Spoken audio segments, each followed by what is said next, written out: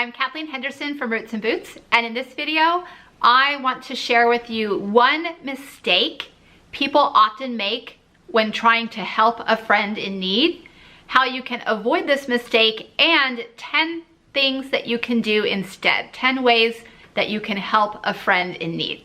I do want to quickly say that this topic is one of the most popular blog posts on my website and has been over the years, and so there is a long form blog post on this topic that I'm linking to for you here. But for those who prefer to watch your content instead of read it, I thought it would be fun to make this video. And also, you can listen to this video like a podcast.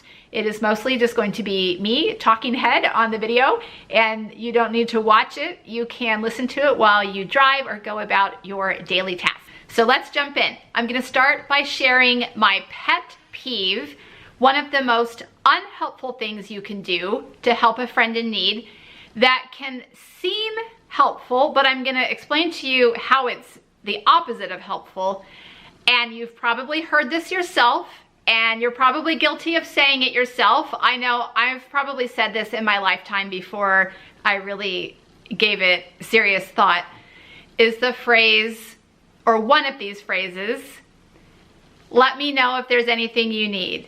Let me know if you need help with anything. This is the least helpful thing you can say or do when a friend is going through a rough time. Because think about it. If you're going through a rough time and someone says, you know, let me know if you need anything. Let me know if there's something I can do to help. I mean, did you call them up later and say, well, actually, what would be really helpful is a meal. Like, I'm drowning in all of this stuff and I need to feed my family. Can you bring us dinner? No, you're not gonna call somebody and ask them to do that. You're not gonna say, oh, well, actually, now that you mention it, this is what I need. I need someone to take, you know, my son to this activity or whatever. I need somebody to come clean my house. I need to just go out for coffee. And probably nobody is going to say that, either because they're so kind of overwhelmed by whatever they're going through that they're not even able to identify those things. And on top of that, even if they do know some of their needs, it's very unlikely that they're going to volunteer that information, because nobody wants to be a burden. Nobody wants to feel like they're asking for help. You know, whether it's because that's just how we are in America or, I don't know, modern society. But let me instead show you some ways that you can kind of tweak that into something that is actually helpful. And I have some ideas for practical ways, 10 practical ways that you can truly help a friend in need. Let's start with that. Let me know if there's anything you need. And let's turn that around and let's make a specific offer of help. Instead of saying, can I bring you a meal? Which is another variation of that mistake that I have already mentioned. Turn it around and say, I would like to bring you a meal. Which night works best? I can do it Wednesday, Thursday, or Friday. You know, which night is best for you? Let me tell you that meals are almost always helpful. Almost never is someone going to say, actually, no, we don't need a meal. Meals are almost always helpful. And by rephrasing the question, instead of, can I bring you a meal? By rephrasing it to, I'd like to bring you a meal, which night works best, you release your friend from feeling like a burden, and you make answering that question super simple for them. All they have to do is choose a night that works best. I also want to point out that while I'm a big proponent of homemade, home-cooked meals, and I make my own family's meals from scratch, it doesn't have to be a homemade meal that you take. People need to eat, and they're gonna be so grateful that you reached out, that you thought of them. Put something together, you know, pick up a rotisserie chicken and some sides from the grocery store. I remember way back when we were going through a time of a really difficult miscarriage early in our marriage, a friend brought us a jar of gourmet soup from a local restaurant, along with, this is before we were gluten-free, a fresh baguette, French bread, and a big pre-made salad. And it just felt so pampering to us. It wasn't homemade. She just swung by and picked it up and brought it to us. But it was such an encouragement to us. It made us feel blessed and pampered. And, you know, if you don't have time to make a meal, it's okay. Think creatively. Take a restaurant gift card. Anything that you contribute is gonna help your friend or your friend and their family feel cared for and loved and is gonna meet a practical need for them. Sending a restaurant gift card is actually number 2, my number 2 idea. And this is also applicable if you don't live near your friend. You know, you might not geographically or physically be able to drop off a meal, whether homemade or store-bought, but you can send a restaurant gift card. And again, it just communicates, I care, I'm thinking about you, I'm sorry you're going through this, like I want to help you practically, and it meets a practical need for that friend going through a hard time. Number 3 way to help a friend in need is to make a specific offer of help. Aside from a meal, offer to help with something specific. Again, do not ask, you know, do you need help or is there anything I can do? But make a specific offer, and then you can always follow it up with, or is there something else I could do that would be more helpful? But by giving them options, then they get to choose. It releases them from feeling like a burden. Some examples are, you know, I'm gonna be at the grocery store later today. Can I pick a few things up for you? You know, what do you need from the grocery store? Be happy to drop some things by your house. Have their children over. You know, if they have young kids, invite their children over for a play date, or keep their children while they have an appointment. Say, you know, when are your next appointments? You know, if it's a friend going through some kind of medical something to where they're having doctor's appointments, or maybe their child has a lot of doctor's appointments, but they have other children, you know, say, what's your appointment schedule looking like? When can I keep your kids? You know, I want to help. I want to keep your kids, you know, 1 time, 2 times, whatever, and then get the date and put it on the calendar. Maybe it's providing transportation for their kids to their kids' regularly scheduled events so their kids can keep up normal life, you know, while the parent is walking through something hard. Take a responsibility off their plate. If it's somebody that you work with or serve with, or you're involved with in some context of you have responsibilities together, you know, tell them you're gonna cover certain responsibilities for them so they can focus on, you know, what they're going through and what they need to do. So make a specific offer to help. And number 4 is along the same lines. It's do something helpful without even asking. I remember when, as newlyweds, we had only been married for 2 years when we lost my husband's mom, my mother-in-law, very quickly to an aggressive form of cancer. It was so fast. It was so it blindsided us, and it was very tragic. She was in her 50s, and some of their friends came over to their house and just found the lawnmower, mowed the yard. They also provided a meal during the week surrounding like the funeral events. They found out how many people were going to be at the house, and they just, I don't even remember if they made the food or they picked it up from somewhere, they brought it, and they just took care of all of those logistics. They didn't ask, they just did it.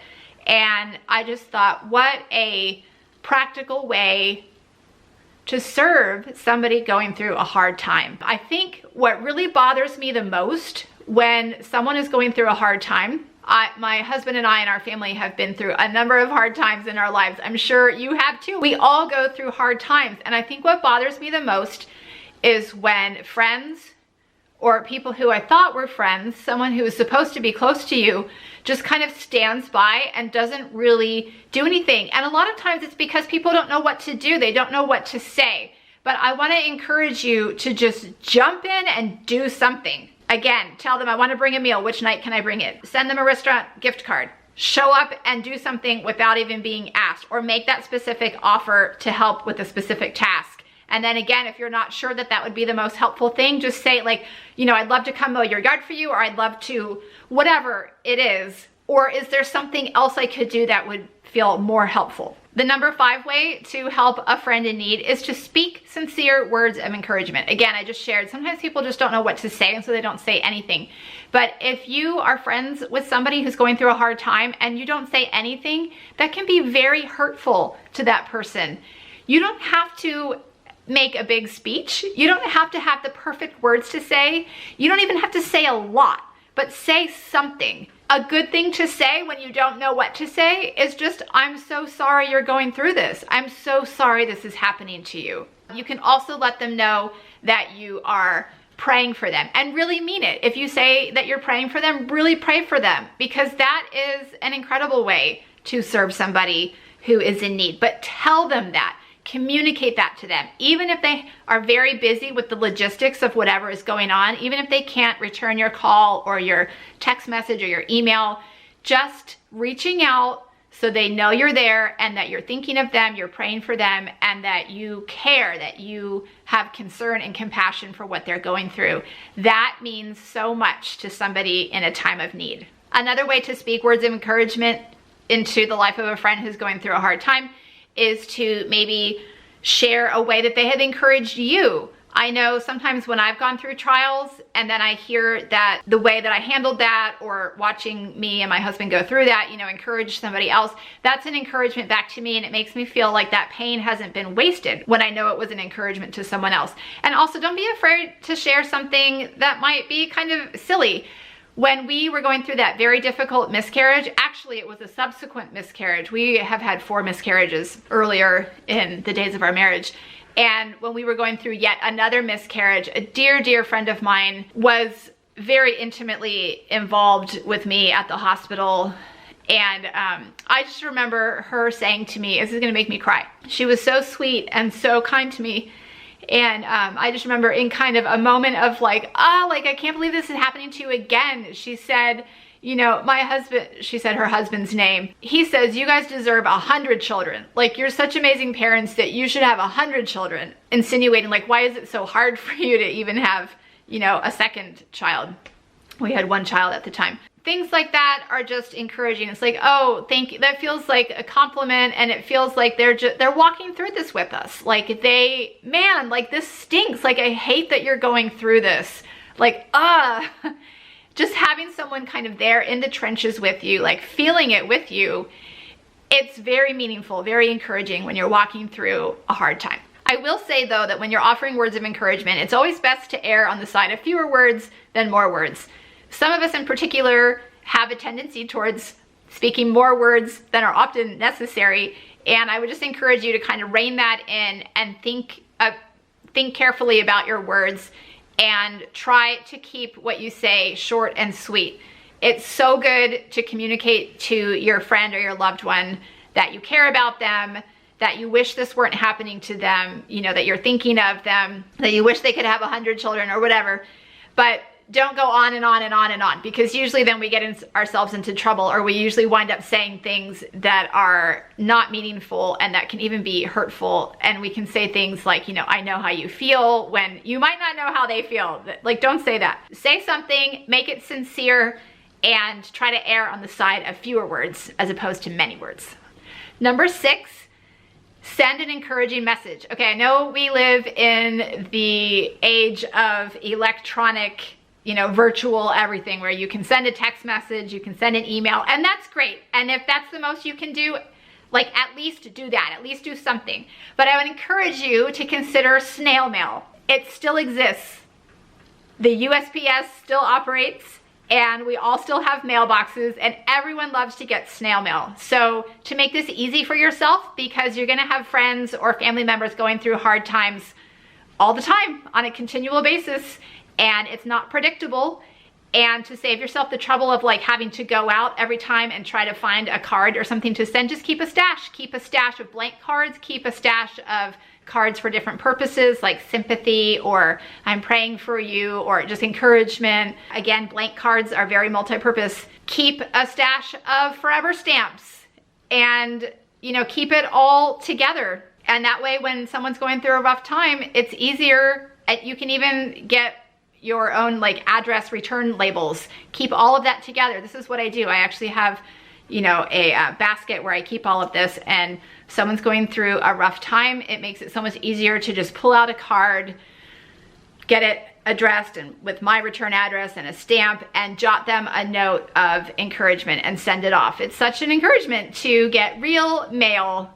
in the middle of all of your junk mail and bills. Number 7, the 7th way to help a friend in need is to ask how they're doing and then listen, really listen. I have several friends who are really good at this, and I can think of several times in my life. Once, after we moved cross country from Texas to Virginia, and I was feeling very lonely. I was also in the middle of finally it wasn't my 2nd pregnancy. It was actually my 6th pregnancy, I think, my 5th or 6th pregnancy, but my 2nd child.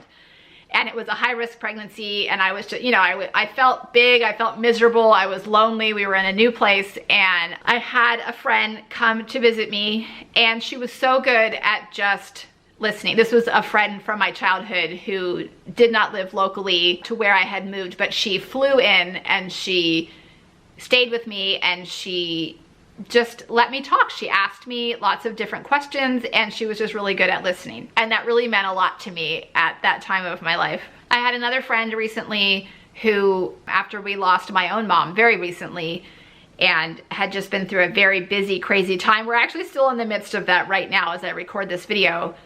And we hadn't caught up in a while since all of this had happened, and she just reached out and said, I'd love to get together and catch up. Like, I can even come over to the farm and pull weeds with you. And that is literally what we did. She came over one evening. I said, okay, this friend I know well enough to actually take her up on that. And I said, great, that would be amazing if you could come help me pull weeds. I have gardening to do, and I'd love to see you so we can do both together. So one evening we just pulled weeds and put down mulch in my big veggie garden, and she, you know, we talked about a lot of things, but we also spent a time where she asked about the events that had transpired and just gave me time to talk and share it all. And that is so meaningful, and you know, it doesn't cost anything, and it doesn't require much of you to just ask how someone is doing and then really listen. And it's a great way to communicate to your friend that you care about what's happening to them.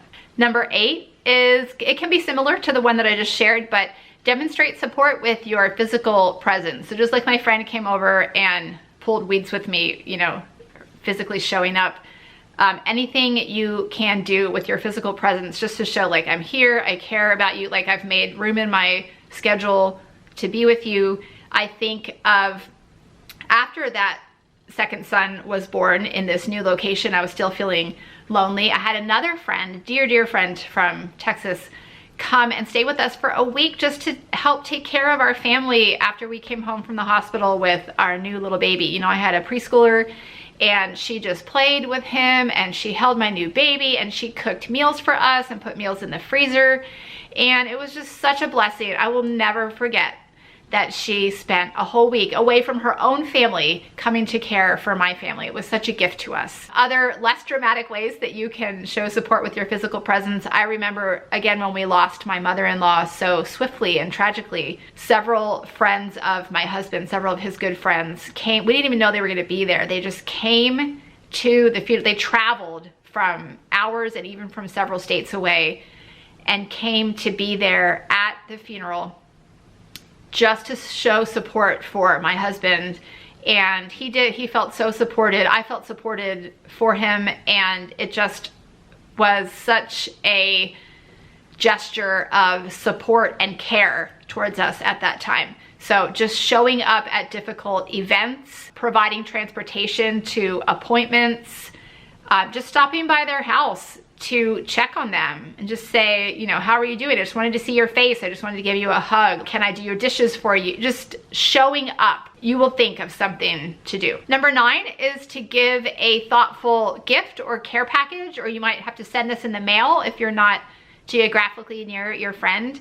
I remember another time during a miscarriage long ago, a sweet friend she came over physically to my house to see me and like talk with me, and she brought me this, you know, this dates me a little, in the days before we had digital electronic music. She brought me a CD mix of some of her favorite praise music, and it was all like encouraging music and kind of music for like going through a difficult time. And it was so thoughtful and so meaningful to me, and I listened the heck out of that CD. Some of those songs are still very special to me because they were from her. She brought them over to me, and not only did she communicate that she cared for me, but she was pointing my attention, you know, upward to where my help really comes from. And it was just very thoughtful and very meaningful to me. There are so many other things, you know, we don't really make CD mixes anymore. You could, still possible, but you can make a Spotify playlist and send it to them. You can send a care package of, you know, a magazine that they love to read, or chocolate, you know, depending on what they're going through. I know sometimes if people are going through certain health challenges, they can't have certain foods, or their tastes might be off, or they might have nausea, and so you have to take all of that into consideration. You can look up lists of ideas of items that are helpful and supportive to somebody going through whatever it is that they're going through. You can also talk to people close to them. You can talk to people you know who have been through similar experiences before and ask them what was helpful to them. You know, get creative and do a little investigating. Just put together a little package that says, I'm thinking of you, you know, I care about you, and here, you know, are some things maybe to help you right now during this time. Finally, number 10, the 10th way to encourage someone going through a hard time is to pray for them and with them. If you can get physical time with them or on the phone, you know, just say, can I pray for you? And just offer a short prayer for them walking through this time. And otherwise, just let them know that you are praying for them, and then do really pray for them. And one final encouragement I'll share along the lines of prayer is that when you don't know what to pray, it's always a good idea to pray scripture. Pray the Psalms back to God. Find some Psalms that really kind of speak to what your friend is going through or what you're feeling for them, and just pray that, and use your friend's name, you know, insert it into the Psalm and pray for them in that way. It is one of the most helpful things you can do for a friend in need, is to lift them up in prayer, and then also let them know that you are praying for them, and pray with them if you can. So I hope that's helpful to you. Remember, don't say, how can I help? Or, you know, let me know if you need anything. Instead, try one of these ways that I've just shared to practically help a friend in need. Let me know if you have other ideas that I missed. Share them in a comment below. And please, if this video was helpful to you, give me a thumbs up. And be sure to subscribe to my Roots and Boots YouTube channel for more homesteading, homeschooling, home-based content here on YouTube.